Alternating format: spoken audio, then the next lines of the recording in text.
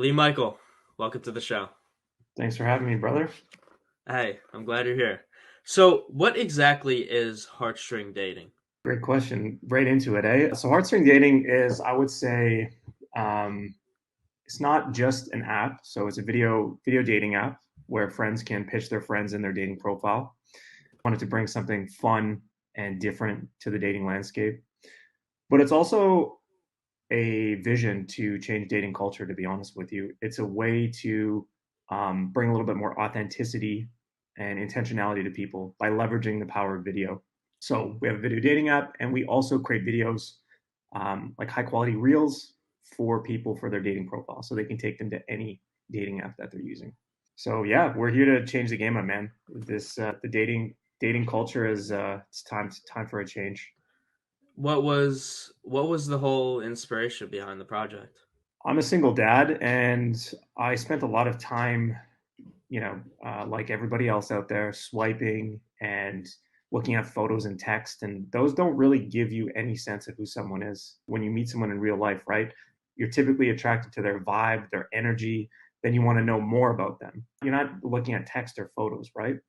So for me, I started talking to daters every single day for about a year and a bit, collecting a spreadsheet, getting their feedback, hearing about their problems and their challenges. And what it came down to is that people weren't getting a good enough resolution view of who someone is to assess if they actually want to meet them in person. So I was like, why aren't we doing this in video? We do this on TikTok and Instagram all the time, right? 90% of our content is literally consumed by video. So for me, I said, why aren't we doing this in the dating context where it matters even more, right? We're trying to meet someone. So let's stop wasting time. Let's stop wasting energy, money. Let's stop paying for these apps, like all those kinds of things. So yeah, I Yeah, just spent the last year putting it together, and we have the MVP out now, and we're just doing our video reel service for people and just spreading the awareness, man, spreading the vision. right. And that video idea is a great idea because so much of, like you said, when you meet someone in person, it's all about the vibe and stuff. And it's like from a video, it might not be exact, but you can. It's 100% more of a. You really get to know how someone talks and their facial expressions and all those little things you can see in a video. Whereas if it's just a picture of them posing, it's like, okay, well, that's what everyone does. 100%. I mean, I do love photos. I have a background in photography. The thing is, though, when you're assessing the possibility of someone being a fit for you, you have such limited time to make an impact and to stand out. And I truly believe that by using video, even if you're a shy person, you're going to get two things out of it. You're going to get the opportunity to build some confidence in speaking about yourself and showcasing something different about your life. And you're also going to get the ability to stand out because, like I said, most people are swiping. You get like 1 to 3 seconds. So they're going to press play on that video very likely because they're going to be like, oh, it's a video. That's interesting. Just like on Instagram, right? If you send a video to someone, if you notice, if you do it with the in-app camera, it doesn't show a preview of it. So that human curiosity is going to prompt people to be like, I want to press play. What are they sending me? As opposed to seeing a wall of text, you read it, you're done, you may not be interested, right? So you have that extra chance to really stand out now and leverage that. So we want to give people not only the tools to do that, but the training and the ability to showcase more of themselves in an authentic way. Right. And it seems like, you know, your platform is so much more of an authenticity thing, whereas I think something like a dating app like Tinder is there's so many things in there that different people want. So somebody's looking for a relationship, but I feel as though it seems as though most people are just looking for hookups and casual things. So I would imagine being on there trying to find something real. Of course, it's possible, but Mm-hmm. it's like you have to maneuver through the. I don't know. I'm sure it's not 90%, but a lot of people who aren't really looking for that. Yeah, I mean, I feel like that's honestly probably on any dating app, it's like that. And yeah, maybe more some than others. But I think by giving people the opportunity to be a little bit more vulnerable on video, it's going to come across a bit more intentional. So if you are a little bit more serious about, hey, I am looking for, my partner, or hey, I am looking for something casual, actually, you just kind of can set it straight out the gate rather than hiding a little bit behind the nuance of it. I think we often do that. We hide behind the nuance of like, photos and text make it easier for us to hide some of our intentions. Whereas, and I think mystery is important, but don't get me wrong. I think that it is pretty clear to be like you could be intentional and find what you're looking for probably much faster if you just stated it on a video, or you just like showcased a bit more of your personality on a video. Right, because I mean, it's one of those things where I mean, I find a lot of people I'm 19. I find a lot of people my age, girls and guys are, they're being fake. They're putting on this mask to try and get a girl or try and get a guy, right? And it's, that could work for like a casual fling thing, but an authentic long-term relationship that Yeah. could never work if you're acting like that. And that's when you first meet someone, that is what you portray to them. Everybody has certain masks they perhaps wear publicly to some degree, some more than others, right? And we're all learning and growing. I don't want to judge anyone, but also at the same time, I think it's important that this culture is caught up with presenting themselves in a way that is not true to who they are, because we're very obsessed with celebrity culture, or we're very obsessed with influencers. And I think people need to just step into, they would be better served if they were able to just be like, here's me, like this is the authentic me, this is my life, take it or leave it, I'm owning it with confidence. If you don't like me for what I'm doing, fine, move on, like, as opposed to putting on a front, right? Getting the nice, like, doctored up photos that show you traveling all the time, but like you're not actually traveling all the time, whatever it is, right? And I think that's an important part to just being able to filter out a lot of the noise that are on dating apps, and find someone that, if you are trying to be a little bit more intentional. I love the point you made about just the authenticity because it's, I mean, you're not going to be able to find someone that's going to like you for you if, you're not showing you. And so, what you said about, this is me, take it or leave it, right? And so that then gives people the opportunity. Some people might see you or see your profile and be like, "Oh no, I don't want this type of person, whatever." But then, there's looking on the positive side, which I think we're always more prone to look at the negative things, but Mm-hmm. looking on the positive sides, multiple people, or maybe it's just one person, sees your video, looks at your profile, and they're like, "This person seems pretty interesting. Let me start to talk to them." Right? And Mm-hmm. I mean, your whole platform, that's a great idea, and it's incredible that you put it into action, and it's a real thing. Thanks, man. I appreciate that. And I think part of it is it's just a huge learning opportunity for me to learn more about daters and learn more about people in general. I just love sharing people's stories, and that's kind of why we started our Date with Us service, where we create those reels for people's dating profiles. So even if they're not using my dating app, that takes a long time to build up the dating pool in a dating app context. It's not an overnight thing. So for me, I'm like, listen, we'll just help empower daters by creating some high quality reels. So we do that both through our video Q&A, where people come on just like this and we ask them a bunch of questions, we throw them curveballs, and it's really cool to see people answer things in ways that they didn't expect they'd answer. I cut a couple of reels for them, they take it off, throw it in their profile, and then we find out how it's working. Other things we do is we actually go on site to clients' locations and we actually cut high quality reels of a day in the life of them. So a little bit more showcase of what their life is like. And I just think, again, like, you know, I don't think people are the best at taking photos or videos of themselves. Like, and that's okay, right? That's why we have people that do photo shoots. That's why we have people that can do videography for people, right? And I think that's an important part. If we can use those tools, we can showcase more of us, right? The same way we're on this podcast right now. We're amplifying our voice and our vision. So, Right. I was watching one of your podcasts, and the girl you're with, she's your co-host. If she wasn't a guest, right? Ailish is my co-host on the Heartstring podcast. Remember seeing you were talking. It might have been on the podcast actually. It might have been just a solo video you were making, but you were talking about chemistry and compatibility. What is? I think that's kind of like a blank space for a lot of people. What is the difference between chemistry and Yeah, yeah. compatibility? That's a great question. So, I mean, chemistry can be something, it's felt, it's that fire you feel, that like attraction, initial attraction to someone, right? It's the sexual energy, it's the flow of how you're communicating with that person, it's how your body language is when you're with that person. All that feeling that you get in the initial stages where the dopamine hit, when you're like, you call your friends, right? And you're like, hey, I just met this person. She's super attractive.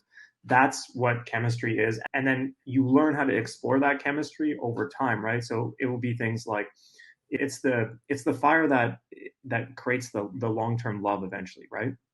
That's kind of the general gist of what I feel chemistry is. And then the compatibility piece is all the framework around that, right? So the framework is, what's your lifestyle? Like, what's your values? What's your requirements that you need to have so that you can have a successful relationship with someone, right? You don't need to have everything that's the same, but from my perspective, right? My requirements around compatibility are things like they need to live an active, healthy lifestyle, not as a hobby, as like that's their life, right? And that's just something that I've learned from dating many people over time, that this is a requirement for me because I want to strive to be the best version of myself, and I want my partner to as well, and I want to push and support each other, right? Or another one is like, what are some of your values, right? Are you capable of showing up? Are you a reliable person? Do you have a strong group of friends? Do you have good social bonds? Those are things where you can start to go deeper and say, okay, they're compatible with me because of these reasons, and here's my requirements. And you learn how to grow together if all things aren't compatible, but it's important that we understand that there's like the chemistry piece is that initial fire and that high, and the thing that compels you to want to be with that person. I personally don't think, in my experience of my dating life so far, is that it's like Ailish from the podcast would say chemistry is what holds it all together over time. I'm the opposite. I think it's compatibility, because sometimes things can fade out, right? You're like, I'm not sure if I really feeling it with this person, but you can work on it. For me, you can work on it, because if the compatibility is there, then again, it's a balance, right? Everyone's different, but yeah. So I think that that space in between is people understanding and acknowledging that sometimes relationships can't continue because you don't have the alignment of lifestyle and values. If I'm with someone that doesn't live an active, healthy lifestyle, it's not going to work, because I'm going to be annoyed after all. Even though I may have found them like extremely attractive, or we have good sexual chemistry, and those are the lures and like what draw you in, right? When you first meet someone and you're like, oh, I'm super attracted to this person. We're hitting it off great. But then when you put it all into the big picture and step back from the dopamine high of being excited, you may realize that their lifestyle is really not, or they may be partying, right? Or they may be drinking, stuff that we were talking about before we started the podcast, right? Like that stuff doesn't align with me, so I'm like, it doesn't work. Right, and I think so many of us, and I know in my past it's been like this. It's like, I don't really. I think setting boundaries and voicing those requirements are necessary, of course. But I think it's either maybe it's just me, but I think a lot of the time those things are overlooked. We might get into a relationship and we don't state I'm not okay if you do this. Mm-hmm. Um, you know, and just figuring out if your lifestyles align. And then, something else that I think happens, and this happened for me, is like my partner will do something, right? And I'll get mad at it, but I never voiced to her that, I wasn't okay with that type of behavior, whatever it is, right? So, Mm-hmm. like, how can I really get mad at her if I never even stated in the first place that I'm not okay with that? That's coming back to a compatibility piece on my side, which would be like communication. So, what's your communication style? What's her communication style? Have you guys talked about that, of what that looks like? And then work through that when stuff comes up, right? She did something that you felt you didn't appreciate, you didn't vocalize it, so that's also on you, right? And also, did you approach it in a way that gave her space to feel comfortable and safe to communicate that? But also, did you make clear in an intentional way that, hey, this is what was coming up for me. Here's what I need you to hear. Here's how we can work through this. Those are all key parts to that, right? So that again is for me a compatibility piece, because it doesn't matter how much chemistry you have, if you guys can't communicate effectively, it's literally going to go nowhere. So What are some different communication styles? Because I've kind of heard about that before, but I never dove into it. like communication styles on my side would be things like, if something comes up for you that perhaps in the moment is bothering you, do you at that moment need to have resolution in that immediate moment? Does your partner do you need to understand that your partner needs some space to think about how they'll respond first? So do you need to give some space so that they can go off and think about it? Do you need to go get a workout in first and then come back? So there's this idea of understanding how you can resolve that issue. And so if knowing they need space, I need space, or from in my case, I'm like, let's resolve it right now. Let's just have a conversation, get it out of the way. That's my style, right? Other parts to it is like, what's the frequency of your communication? So are you a do you text your issues? Are they better at writing out those issues, or are you better at vocalizing them in person? Those are ways that you can approach it, from having a methodology of like, what's the best way to communicate. I've been with people that they need to type out everything. text it, and then they'll actually talk to me in person because they'll read it to me. And I have to respect that and honor that, right? Because that's how they're more effective at communicating their emotional needs. So having that sense of understanding, I think, is an important piece to it. So it's both how you approach the problem, how you understand what your partner needs, and the way in which you're going to communicate um, the issues that come up for you. Yeah, those are really good points, and I think I think to add to it a little bit, and kind of what I'm sure you're already aware of is just consciousness about whatever the issue is, and then trying because it's I think it's easy to you get mad about something or whatever it is, you feel this emotion, and then it's tempting to kind of express that, but being able to take a little bit of time, whether it's a second or 10 minutes, to just think like, all right, this is how I'm feeling. Let me when I talk to my partner, when I talk to this person, let me express myself, but also come from a place where if I'm angry, I'm not yelling, I'm not really Mhm. forcing whatever I'm trying to say, and coming from this place of understanding the other person's point of view, even if it's difficult, because sometimes it is difficult. Sometimes I have a girlfriend now. Sometimes we were arguing about something, and sometimes I can't, not I can't. Sometimes off the bat, it's difficult to see her point of view. Well, I view it this way, and you view it this way, but like I don't really see how that makes sense. But after really listening and hearing Mhm. her out, it's like okay, that makes sense. I might not fully agree, but I like, at least understand. Yeah, I mean, at least you're giving the space for her to speak up and feel safe that she can communicate that to you. That's super important. And even if you don't have that sense of understanding, or honestly, at the end of it, even agree with what she's saying, I think again, providing that space for her to speak up and feel comfortable and confident in communicating with you goes that much further. So definitely, I mean, having that conscious awareness of where your partner's at. But again, I also think too, half the time we're not articulating our needs clearly because we feel vulnerable, we feel maybe upset, we feel embarrassed, whatever it is, right? And those things come up a lot, and that's a constant work in progress, I think. And yeah, I mean, again, if you just have even the smallest level of self-awareness about those things, you can communicate that and be like, hey, I'm having a tough time communicating what I want to say right now. Let me get back to you. Yeah, right? That's something you can do. What type of advice would you give some men in terms of, because the societal norm is as a man you can't open up, you can't be vulnerable. For guys who are stuck in that mindset, I can never open up to my girlfriend, etc. But what would you kind of walk them through? I think there's a couple levels to that. First off, what are you unloading? I think there are things that as men, and this is just my perspective, that you probably should just share with your boys. You should get that energy out at the gym, in martial arts. Those are important outlets, and you definitely should not be dumping everything on your girlfriend. However, there and to get grounded to you know let that person into your life, that's part of forming a good relationship too, right? So you need to be emotionally stable in your own self and have emotional regulation so that you can actually show up and express your needs again in a way that is inviting to her, and so that she can also feel safe and secure that you're not fucking off your rocker because there's all this shit going on. We all have depression, we all have anxiety, things are happening in our lives. This is normal, right? People are understanding. But I think it's important to have that awareness of like, are you just unloading on someone? Are you trauma dumping on them? How long have you been with this person?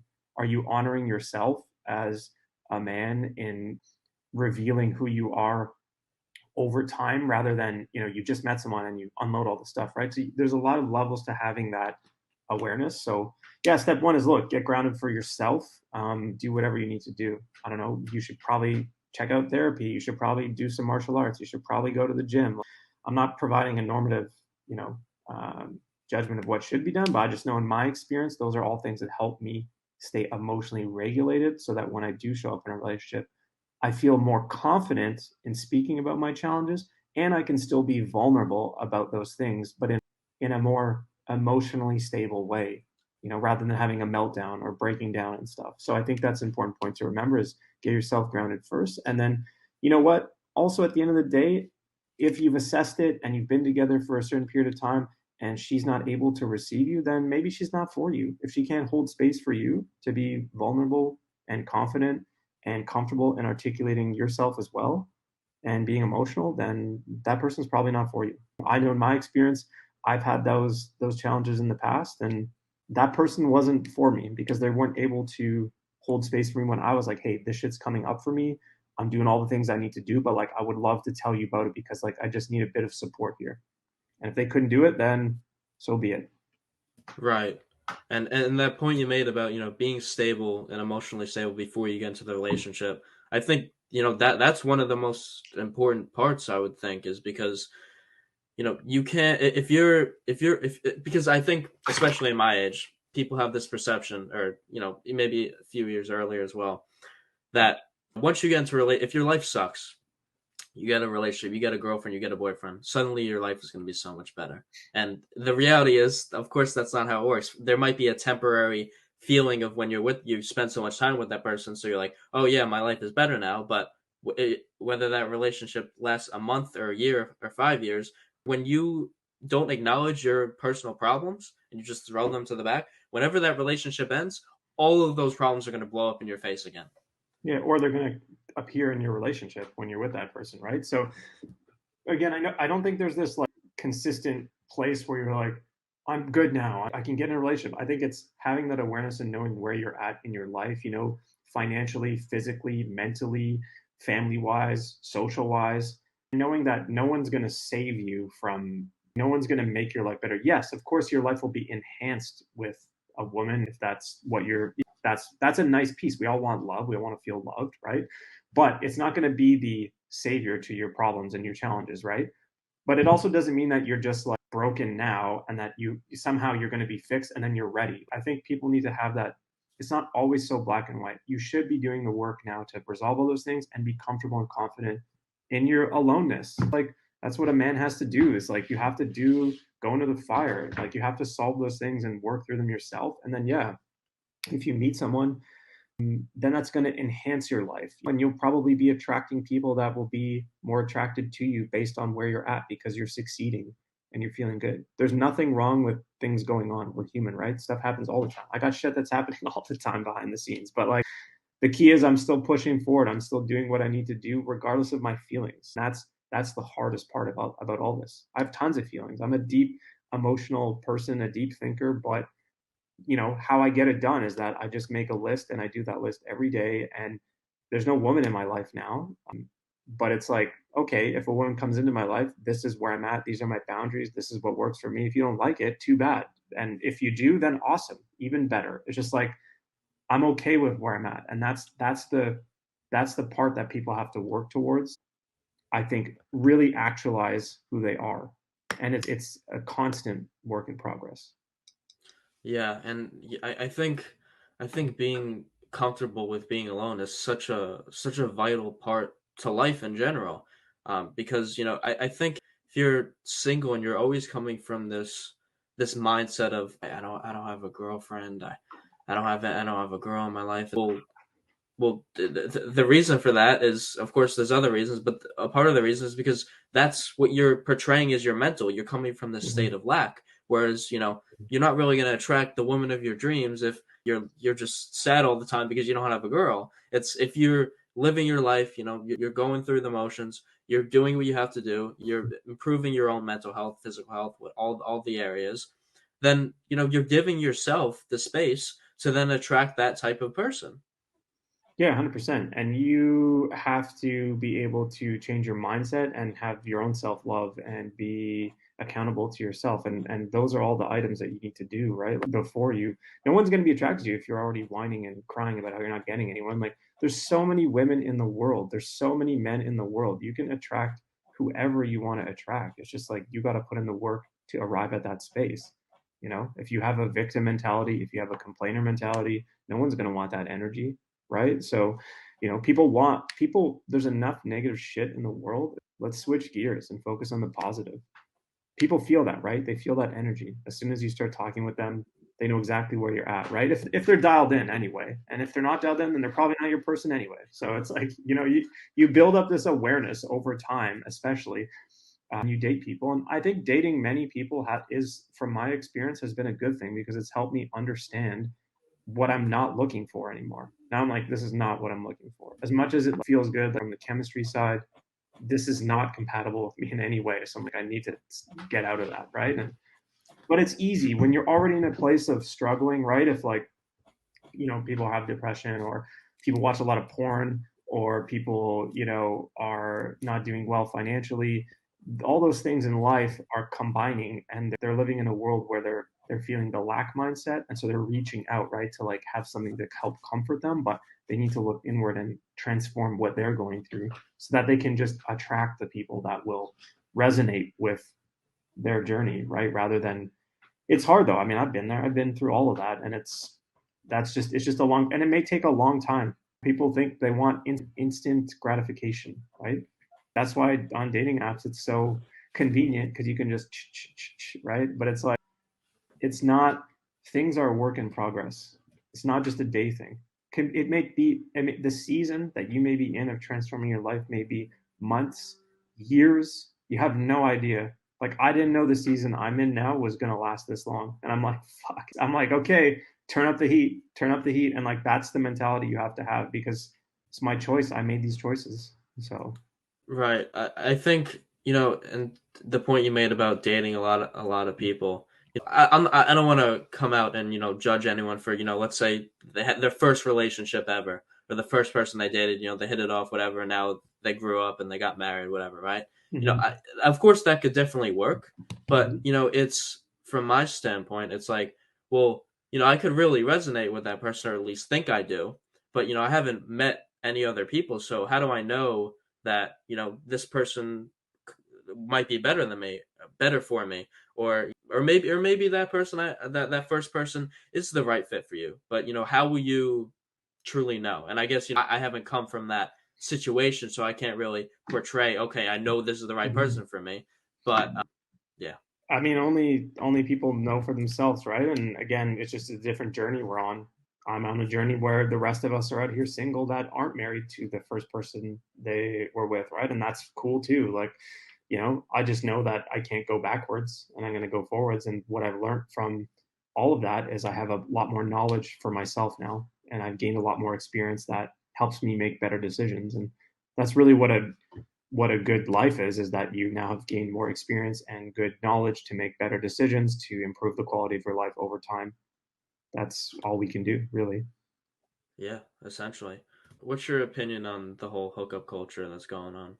People do what they got to do. I don't judge people for living in whatever journey they're at. I think that's important. It's far too easy to judge than to do the work. So a lot of people like to talk about everybody else, right? They like to say, like, that's what these people are up to, or consume whatever celebrity culture bullshit, right? Who cares? Just focus on you, man. Like, I mean, as long as people are being respectful and people are not doing harm to other people, that's what matters, number one. So don't be disrespectful to people, and don't do harm to people, and get fucking consent. So those are key pieces.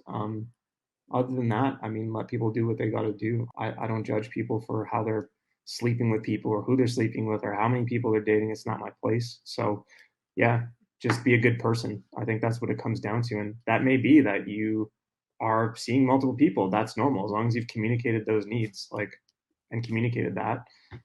It's hard. I think culture is changing though, and people are more open to that kind of stuff.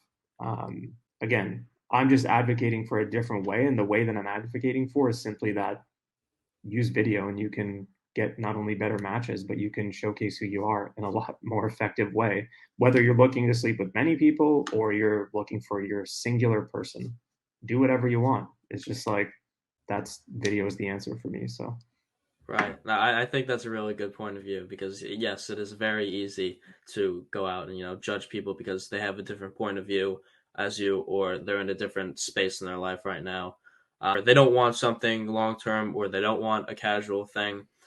And, I see so much judgment in terms of like, guys will judge girls like, oh, she's this because she's getting with all these people. But with that mindset, it kind of confuses me sometimes because guys will call girls names in a sense, but then the guys will do the exact same thing, and it's like, well, mhm. I mean, it's you can't really judge someone else just because they're a different gender than you for doing what they're doing if you're doing the exact same thing. It's like, sure, you could have your opinion, but Mhm. it doesn't really make too much sense to me. I think there's a lot of toxic bullshit out there. Again, it's back to the same point of like, just focus on you. What do you got to talk about other people for? And how do you even know that anyway? And even if it was true, how does it affect your life? And why do you care so much? It's literally like do some more push-ups. Shut up. Like literally, like it doesn't Yeah. even matter if you really reflect on it. Unless you're in love with that person, like this is my person, then tell her, then stand out from the crowd, then let her know that if that's what you're upset about, right? Other than that, I think that it's just everybody's on their journey doing what they need to do.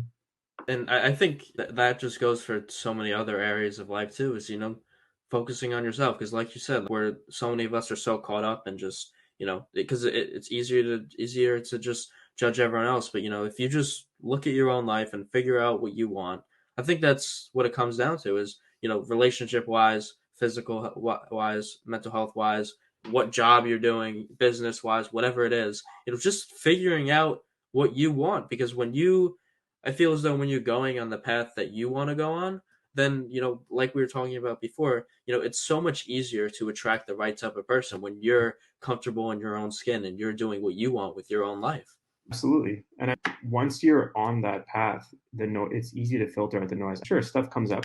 It's hard to not fall prey to, and I don't know, in this case, like say an attractive woman where like you get a dopamine and you're like, wow, but that could be a distraction on your journey right now. And maybe that's not the season. Maybe your season is not to date somebody right now. Maybe your season is to just grind and focus on business or focus on your health, whatever it is, right? And having that awareness and letting go of those things that are distractions are real tough for sure.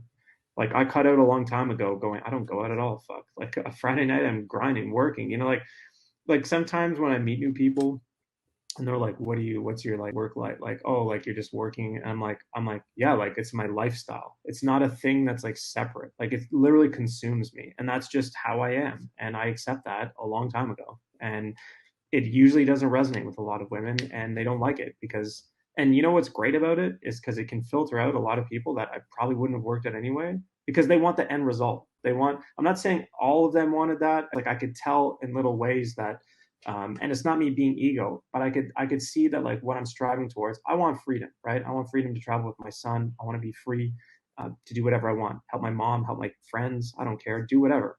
But I can see that people don't often want to be with you in the middle of the process when it's super hard, when you're working all the time, when you have no money, when you're not on the gram showing your life traveling, right? They want the end result so that they can enjoy that with you. But like, that's fine. They're just not my person. I'd rather go at it alone and know that I did all this and it's far less distracting. And that's part of the whole journey too, right? Is having that awareness to be like, okay, this isn't going to work anyway. So might as well just cut it off now.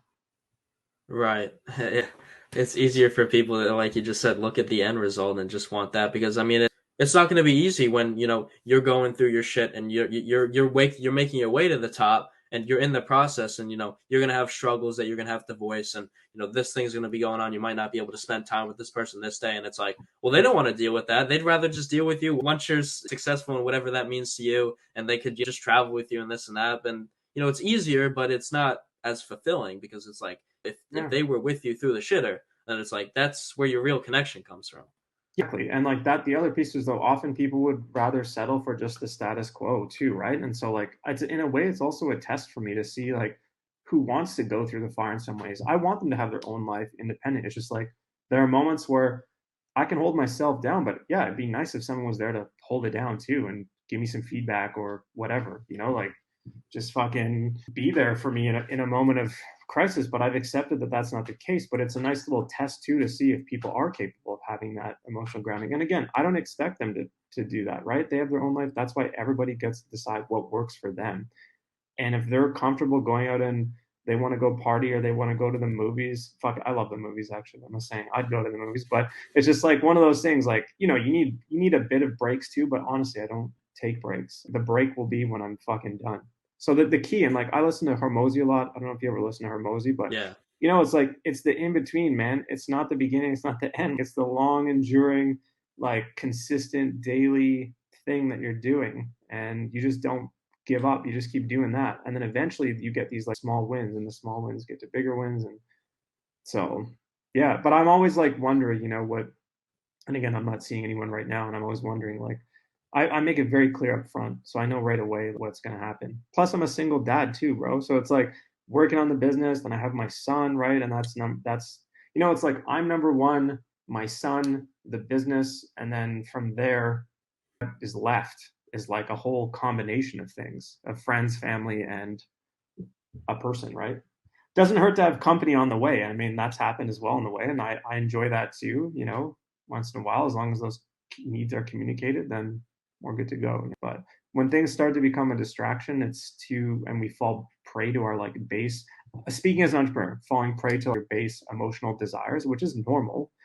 It's just like that's when I just like, okay, I need to cut it off because it's just taking too much time, right? I think I made a video about it recently about saying like when you're sacrificing your boundaries to like change your schedule, like if you're like, hey, I work out at 11, but like I'm gonna go meet this person for lunch, like it's like why you never do that, like why are you doing that now, you know Right. Yeah. No, I think I love that point about, like, making those unnecessary compromises. And it's like, I think in most cases, it's not even going to be attracted to the other person because oh, unless the person isn't really consciously aware, but most people are in that sense. And so I was doing a podcast with a girl named Eden. She's a little bit older than me, but she was talking about how she was seeing someone and he was super, right when they started dating, he was super into the gym, went all the time, blah, blah. And then, once they like got a little more serious, he started to, oh, when can I see you? I'll skip the gym today. And she's like, well, I don't want you to skip the gym for me. Like, to go do your shit, and then we could.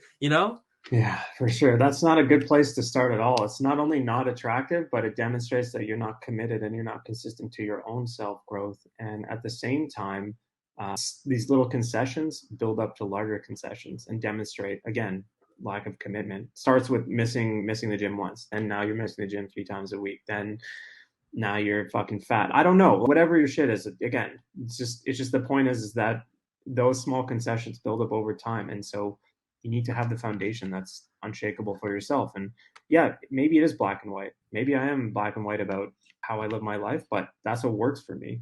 And I also think that's what is attractive to people because they're like, hey, he knows how he lives and what works for him, and that meshes with me or that doesn't, right? I think that's how you find alignment. And back to our chemistry and compatibility question, it's like the compatibility here is that healthy lifestyle. So let's say I find a partner that lives a healthy, active lifestyle and she's hitting the gym or she likes to work out. We could do like a partner workout, or maybe not. If she doesn't want to, cool. But if she does, cool too. That's just a value add. You're like, all right, awesome. We can hit the gym together. All right, if she doesn't want to do that, then we know that we respect each other's time, right? So it's just that balance where, again, it comes back to that compatibility, where in this case, that person just fell off. And not only was it unattractive, it demonstrated that they weren't committed to their own journey. Then because it's in turn that'll be like, if you're not committed to yourself, how much are you really going to be committed to me? And even if it seems like you're more committed to me because you're not for yourself, well, you can't be the best version of yourself for me if you're taking away time from yourself just to be with me. Absolutely. Especially if you're taking away time from the things that are meant to help you live your best life and actualize who you are. I do think it's important to prioritize a partner and eventually in terms of like, and you find what works for you in terms of alignment. Like one example for me would be like, okay, if I have a partner, I know that I can dedicate, let's just say Friday night from 7 to 10 p.m. Ideally, it's going past 10 p.m., but you get the point here is like I dedicate a couple hours on Friday nights where I'm dialed into her and her night. It doesn't mean that there can't be spontaneous times throughout the week, but like we know at least I'm going to see you every Friday night and I'm going to be off my phone and I'm going to be checked into what we're doing. And that's something I've had to work on and learn, but that's a system I have that helps me succeed and also show that I do appreciate that person and that I am dialed in. They know that I'm always there throughout the week. Like they call me 1 a.m. in the morning. I'm available. I'm reliable. I'm there to be there for them. It's just that I may not be able to hang out during the week for various reasons. And I like setting that framework up front because it shows that I want to make them a priority, but within this range or this scope of time, that's what they get. And it may increase over time, right? However the relationship unfolds. But I think having a framework is a good way to approach it because you set your boundary and you also show how much you can dedicate to that person. Right, and that's a great way to put it, and that's definitely a requirement. What do you? I know you mentioned porn earlier. What do you what impact do you think it's having on everyone who Tons of. watches. I'm not a psychologist or a biologist or anything. I have a philosophy degree, but whatever. It's just like, but what I do know, not only from my own experiences, but from talking to daters all the time and stuff that we mentioned on the podcast, and from some great books out there, and people like Andrew Huberman, Jordan Peterson, they talk a lot about these things, right? Is that again, back to the dopamine high, not only is it very easy to watch porn, it's so accessible. You just type it in your browser. If you consider if you're already struggling, as a man from depression, anxiety, or you're not able to go on dates, you're not able to communicate effectively with women, the impacts of porn on you, I think, are pretty substantial because it's affecting not only your self-confidence, how you perceive yourself, it's affecting your ability of how you probably perceive what sexual relations are like, the reality of what sleeping with another woman is.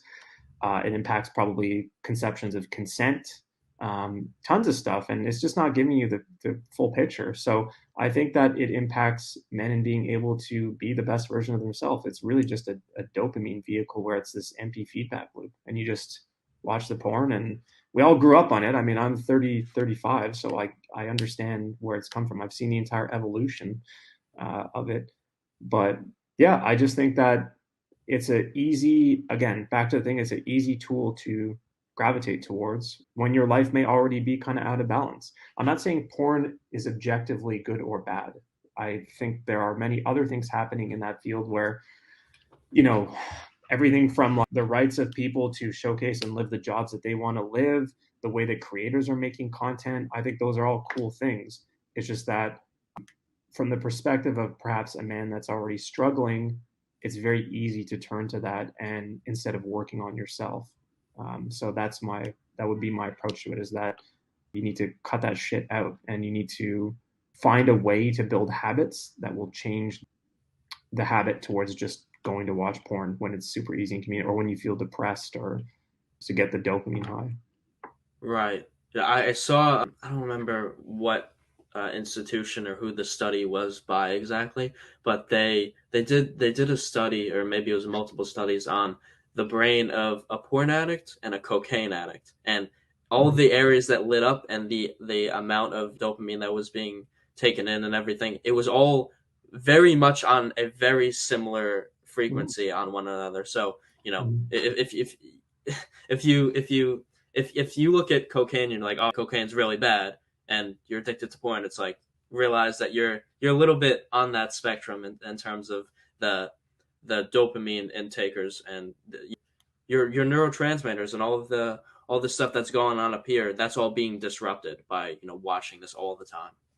Absolutely, right. But the key part here is you can always rewire your brain. I mean, I'm not saying I'm not a scientist, but you can always change how your mentality and approach, right? If you're living in this life world where you're watching porn all the time and all these things are happening around you and you're having a negative approach to life, your life world's probably going to be pretty negative. Maybe start cutting some of those things out and reshaping your mindset. And I don't think there's an end state to it all. It's like you can just stop doing it now, and you don't have to beat yourself up about it either. I think that's the important part here, is like part of the self-growth journey is be like, yeah, I fucked up. Or like when shit comes up, right? Like maybe something happened in a relationship, like, hey, I fucked up. I'm owning this, right? Part of it is owning the responsibility and staying like, that's what I've been doing. I need to change that now. Here's the steps I'm going to take daily. And yeah, maybe I slide once in a while, but what's my comeback rate now? So in the case of measuring perhaps porn intake, like you'd be like, oh, I watched porn every day for 5 years, but now I watch it once every 4 weeks. And now I've really declined.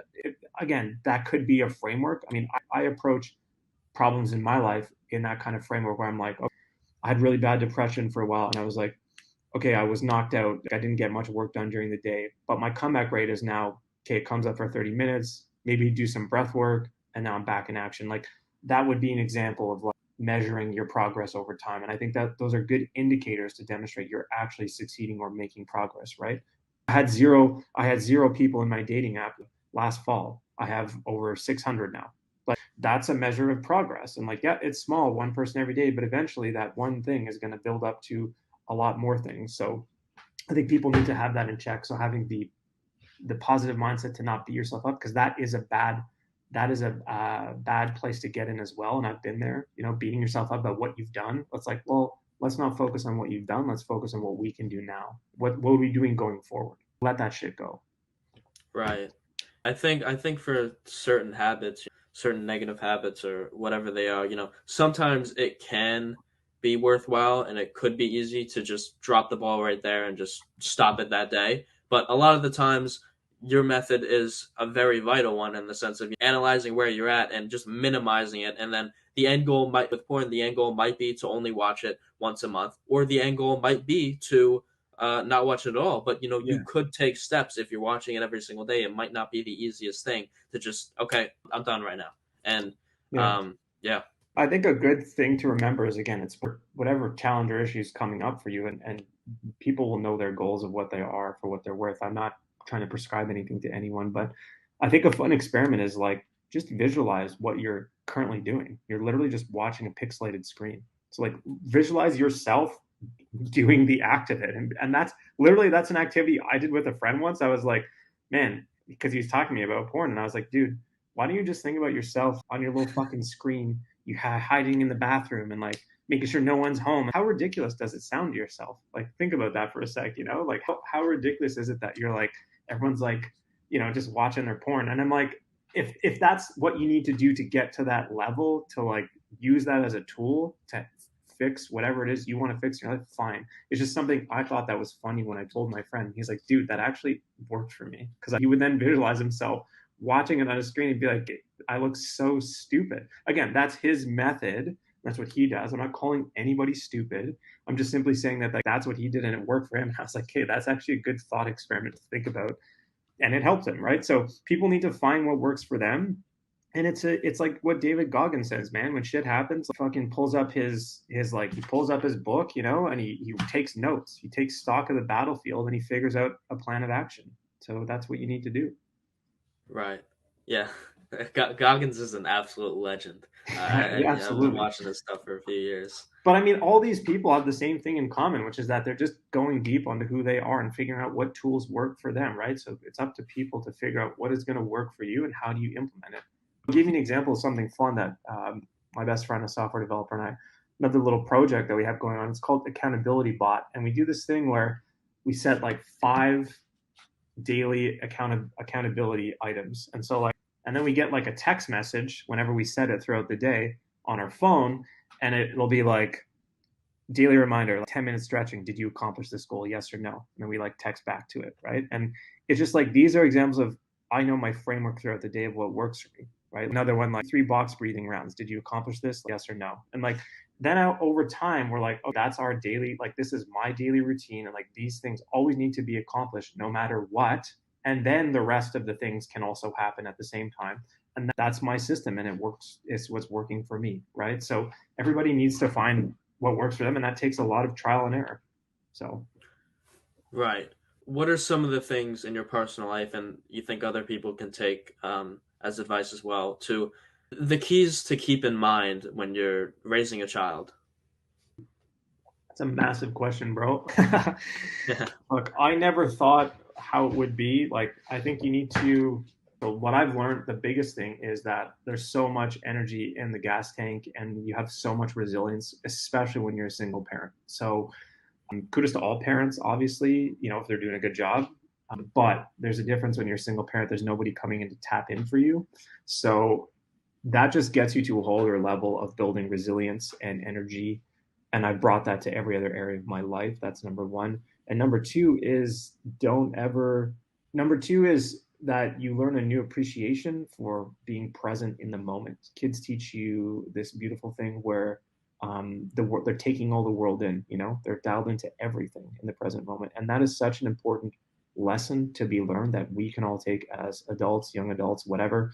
Take that to anywhere. Take that to your woman when you're with her. Take that to when you're communicating. Take that to your family, to your friends. It could be the last time that you're with them. You could be eating dinner. That could be the last dinner. How do you know? You don't know, right? So it's like that's such an important part that I've learned is, yeah, I've gained a lot of resiliency I brought to business everywhere in my life and everywhere else in my life. And I've learned how to continuously work to be present in every single moment of my life. And that's always been a challenge, but I've certainly now really dialed into it, and it feels great because you're living in the present moment, which there is no past and future. Honestly, there isn't. So yeah, that's the two things I think. And I mean, as for raising kids, there's no roadmap, and everybody has their opinions and objectives, but you got to do what feels right for you and trust in your process. And again, as long as you're good at able to communicate with your children and get to their level, and I mean physically get to their level when you're talking with them and give them the space to explore and be adventurous, those are all key parts too. But those would be Right. my things. Yeah, and that point you made about children, how they observe everything, it's like, those, and being in the present moment, those actions and those thought processes of being in that creative space and just observing everything and being curious, I think is, stuff that we kind of, most of us forget over time. So like we get to like our teenage years and then we start working a job, whatever it is, and we're kind of like, all right, well, this is just my life. Mm-hmm. I'm not really curious about this and that anymore. I kind of gave up on that. But it's like, realizing that that curiosity is still within you. It's just piled under a bunch of BS. And once you are able to bring out that curiosity again, even if your life isn't the best right now, realizing that there's tons of areas that you can improve, and you can be curious about different things, and maybe your job isn't great right now, but you could be curious and try this new hobby or try to learn an instrument or whatever it is for you, and so that can Mm-hmm. bring a newfound joy to your life that you never could have had if you didn't reignite that curious spirit within inside of you. 100%. And also just appreciate the blessings. Being here is a blessing. It's a goddamn blessing. Like we're so lucky. So I think that's a super important part to that. And it's, I mean, I think so many of us, we take a lot of things for granted, and quite literally sometimes everything. The point you made before is that's something I like to think about is like, what if this is my last day on earth? Like, I could go get in my car right now and drive to band rehearsal later, and I could, God forbid it doesn't happen, but I could get into an accident and I could just die, right? And Yeah. so the question I like to ask myself is like, thinking about that, it's like, what am I doing in my daily life to get better, to actually enjoy myself, to get to a place that I'm comfortable with, and whether it's providing value for other people or whatever your occupation is, whatever your life path is, Mm-hmm. making sure that it's your life path, because I know from observing some people around me is like a lot of people don't really go down a life path that is theirs, kind of just listen to what everyone else wants for them, and then they kind of choose to do that, and then I think ultimately a lot of people might be okay with that in the long run, but I think other people also get to a point where they look back at their life, whether they're 20 years old or they're 60, and they look back and they're kind of like, well, what happened? What did I spend my life doing? Yeah, and that's a tough realization if that's what happens, right? But again, you can always start again too, right? Fine, fuck it. If you're starting at 60, then turn it up at 60 then. That's the other power to this, right? You can always choose to start again wherever you're at. So Right. Lee Michael, really appreciate you coming on today, man. thanks, brother. Appreciate it. Super great being on here. Where can people check you out? You can check us out on Instagram at Heartstring Dating. That's kind of the main vehicle for all my content. You could add me on Instagram at Lee Michael Bronco, but no one's going to know how to spell my last name or even my first name. So just go to Heartstring Dating, and that's that. All right. Oh yeah, I'll put that in the description for you. We'll catch you guys in Cool. the next one. Peace.